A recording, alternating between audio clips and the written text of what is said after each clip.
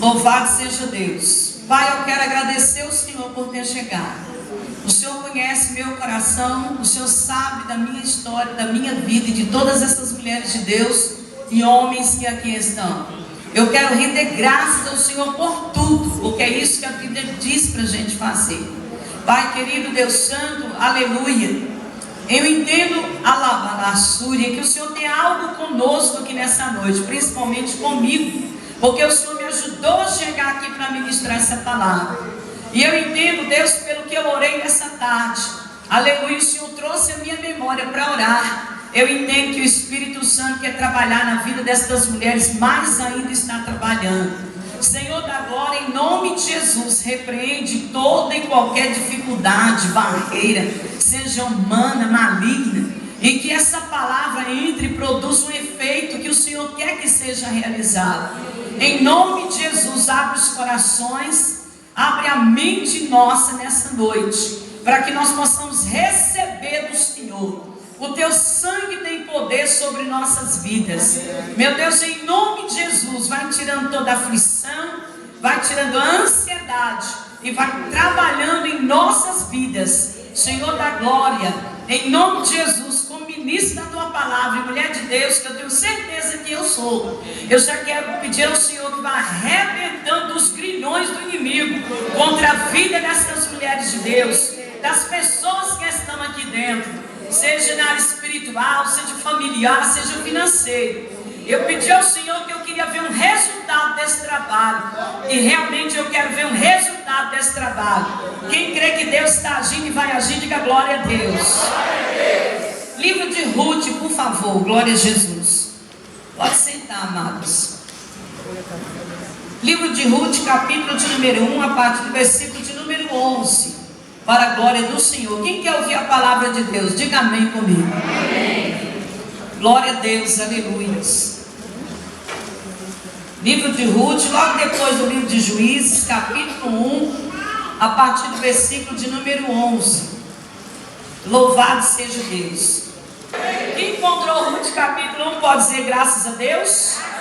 Você está com o coração aberto para receber essa palavra, amém? Amém. Você aguenta aí 20, 25 minutos de palavra? Quem suporta isso aí? Amém? Tudo bem? O coração está aberto para receber essa palavra? Glória a Deus.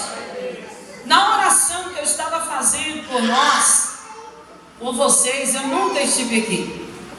Louvado seja Deus, eu nunca estive aqui. Mas Deus está aqui todo o tempo. E o Espírito Santo me levava a orar para que Deus sarasse minhas almas de mulheres que aqui estão, para que Deus solucionasse coisas que parece que ficaram pendentes do passado até aqui. Eu orei ao Senhor por um livro, por uma personagem feminina, se Ele quisesse que fosse feminina. Eu orei por uma palavra, eu orei por cada irmã, por cada pessoa que Deus ia trazer hoje. Aleluia. E Deus me levou para o livro de Ruth. E antes do livro de Ruth, Deus me fez pensar em algo. Deus me fez pensar, para a introdução dessa mensagem, sobre a nossa primeira irmã que Deus criou na terra, que é Eva.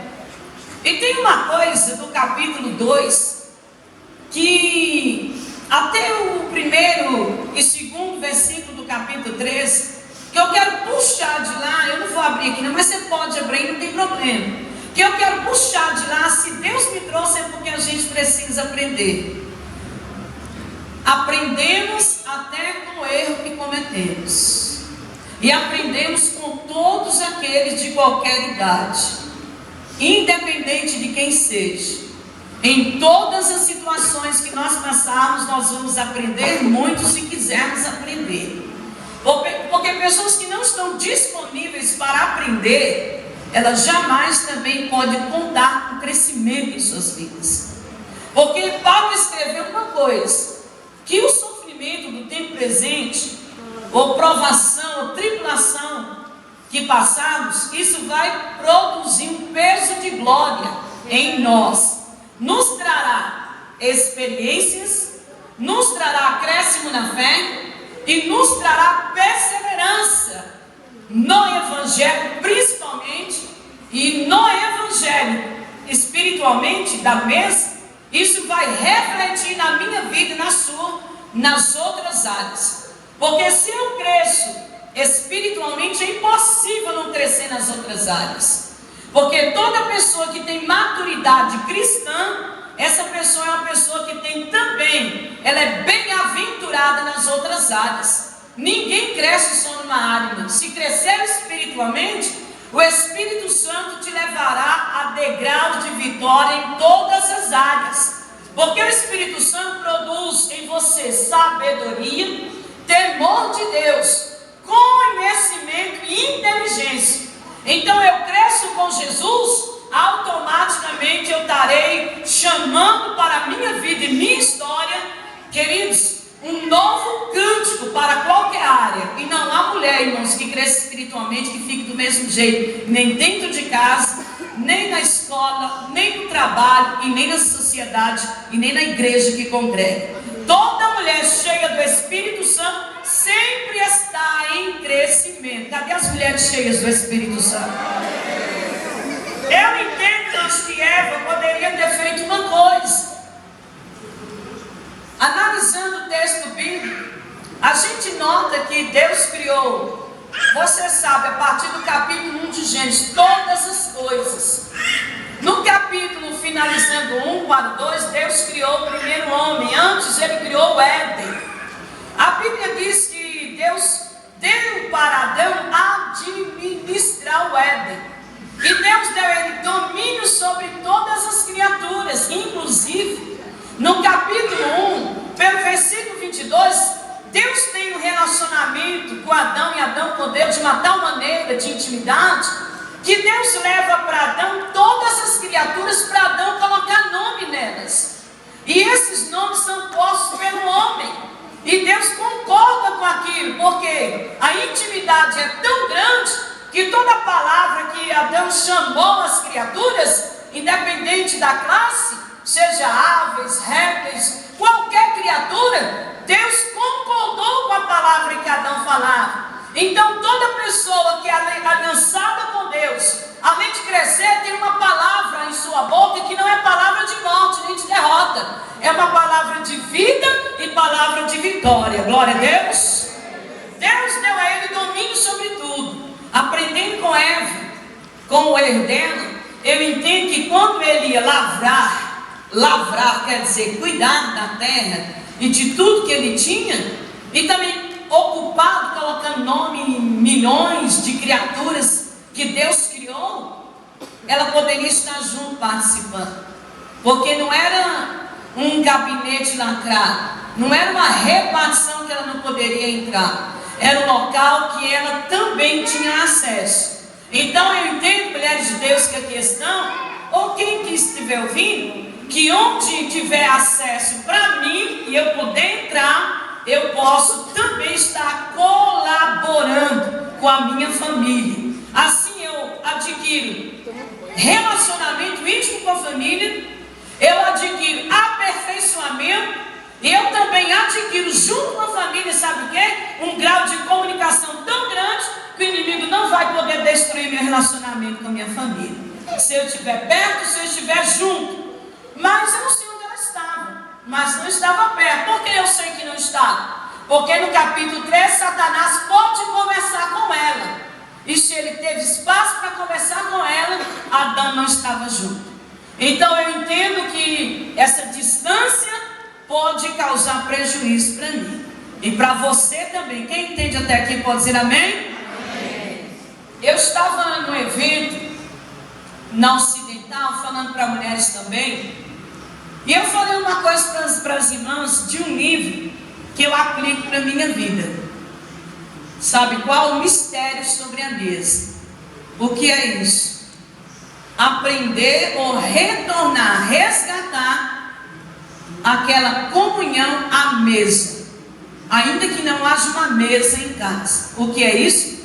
Compartilhar as refeições juntos, deixando as redes sociais de lado por enquanto, porque isso te trará intimidade conjugal para quem é casado, ou intimidade com a sua família, e o inimigo não vai poder entrar e dividir você e a sua família.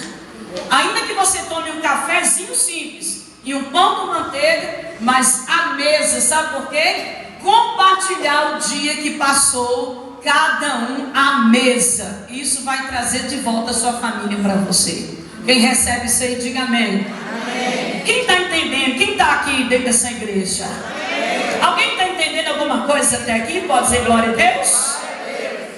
Capítulo de número 1 do livro de Ruth diz assim, versículo 11: porém Noemi disse: tornai filhas minhas, porque ireis comigo.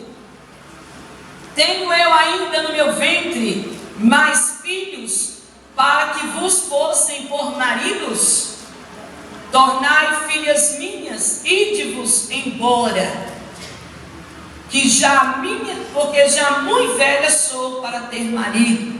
E ainda quando eu dissesse, tenho esperança, eu ainda que esta noite tivesse marido e ainda tivesse filhos, vocês esperariam até que viessem ser grandes?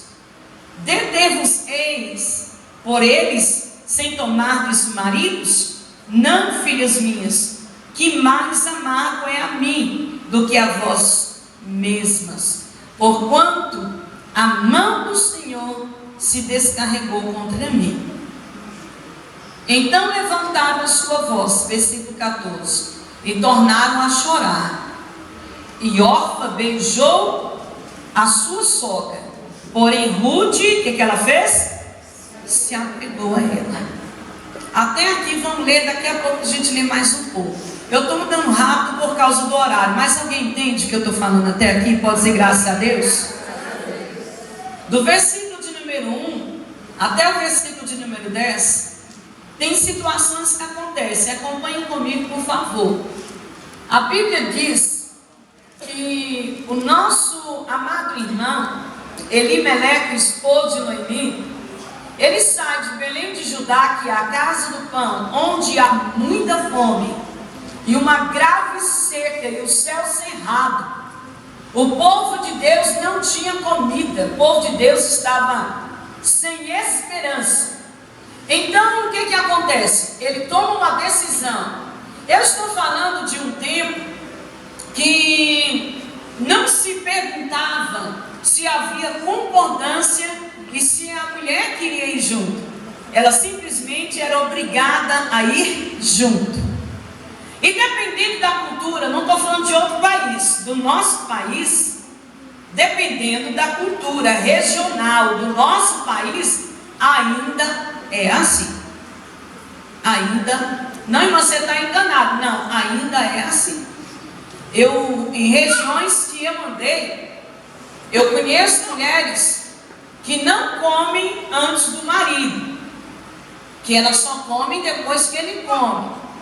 Eu estou falando de 2017. Imagine se a gente se reportar para essa época, uma época em que, quando ia se fazer o censo, a contagem, nem as mulheres se contavam. Não é assim? Amém? Vocês estão aqui? Amém. Sim ou não? Sim. Sim, não se contavam as mulheres, só contavam os homens. E nem contava as crianças, contava somente os homens de 22 anos para cima. Não contava as mulheres. E nós temos uma mulher chamada Noemi, que para não perder a família dela, ela vai junto com esse homem para as terras moabitas. Uma coisa que Deus não disse para fazer. O que eu entendo com isso, irmãs? Vamos pegando aí, é como se fosse um quebra-cabeça.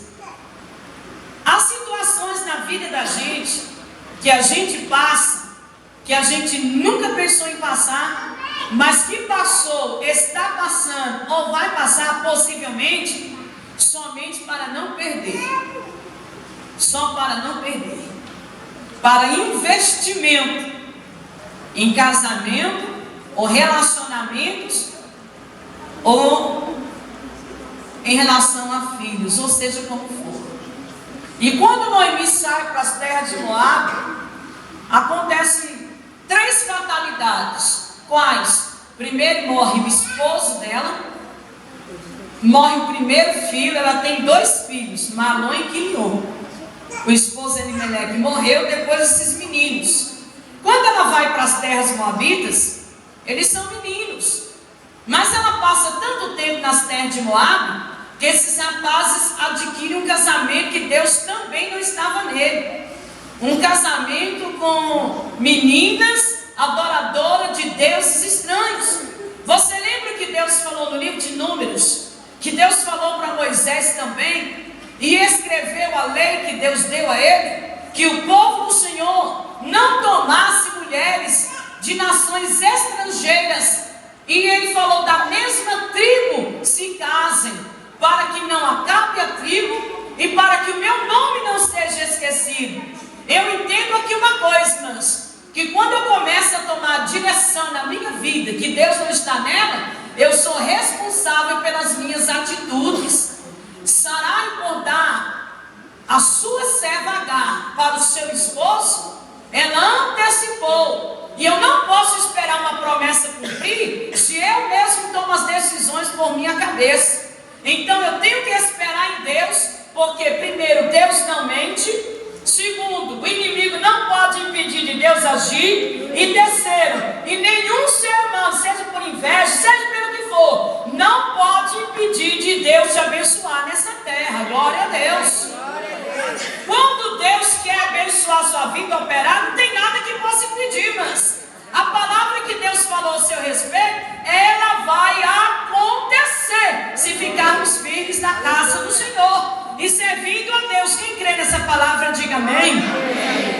Então Deus não precisa de atalhos. Deus não precisa da minha ajuda. Deus não precisa que eu resolva as coisas quando Ele não quer que eu faça.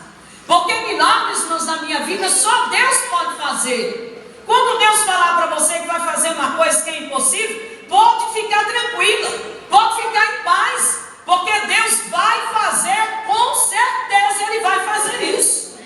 E se não havia comida, irmãos, em Belém de Judá, é porque o povo parou de adorar o Senhor. A adoração era dupla. Uma hora adorava a Deus, outra hora adorava os balins, ou a Sera, ou os deuses do sol, da lua, ou sacrificava as crianças, ou sacrificava virgem, ou sacrificava pessoas de todo jeito.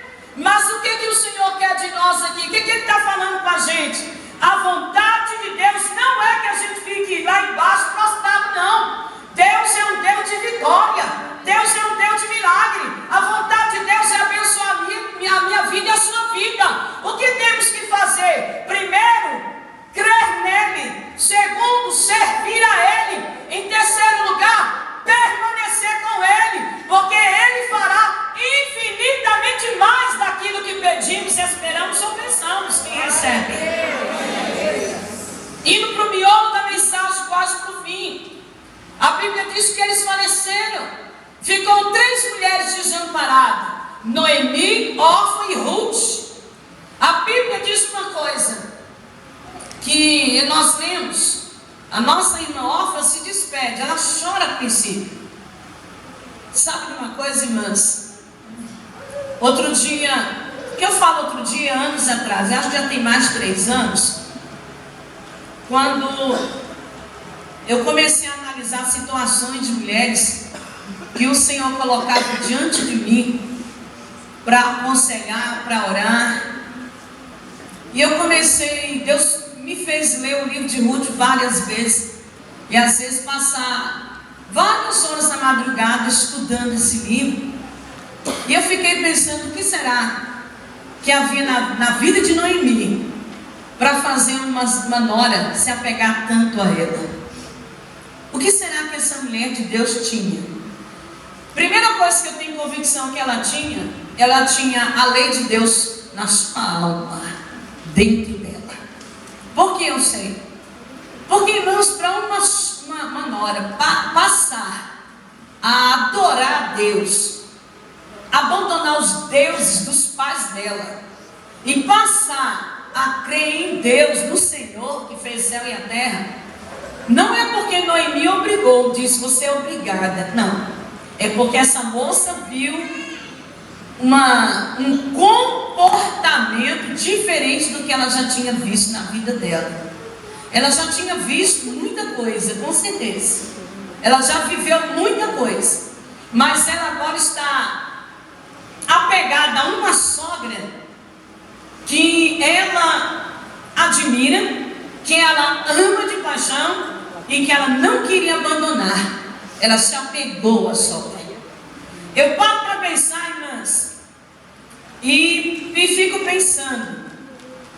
Eu tive a oportunidade de ter uma sogra, aleluia. Hoje não tem mais ninguém, nem sogra nem ninguém. Jesus saiu levando o povo. Mas eu tive a oportunidade de, quando ler esse livro de Ruth, entender o que é que Noemi viveu e o que é que Ruth viveu em Orfa. E na época não dou o que não tem, e aqui só sai o que tem aqui dentro. Então eu sempre falava uma palavra para ela, da palavra do Senhor. Eu fazia assim, eu pedi ao Senhor para que fizesse com que meu ego não transferisse uma vingança para ela, uma resposta à altura do que ela me dava. Mas eu sempre pedi ao Espírito Santo que me desse graça para levar o Evangelho de Cristo para ela. E aconteceu que isso foi durante muitos anos. E calhou que em um determinado momento das nossas vidas, essa mulher adquiriu um câncer nos pulmões. E o tempo passou, e um dia meu esposo ligou e disse: mamãe está nas últimas, eu não tenho tempo de chegar lá. Eu estava dentro de um congresso na Ceilândia, e ela estava exatamente do lado, na UTI. E eu lembro como hoje, que eu recebi a ligação, e eu, ali na minha participação, encerrei, e eu disse que eu tinha que sair com urgência. Quando eu cheguei no hospital da Ceilândia, eu não podia entrar por causa do horário, mas o Espírito Santo abriu a porta. Toda vez que você for honrar o nome do Senhor, o Espírito Santo vai abrir porta diante de você, em nome de Jesus. Deus abriu a porta, eu passei.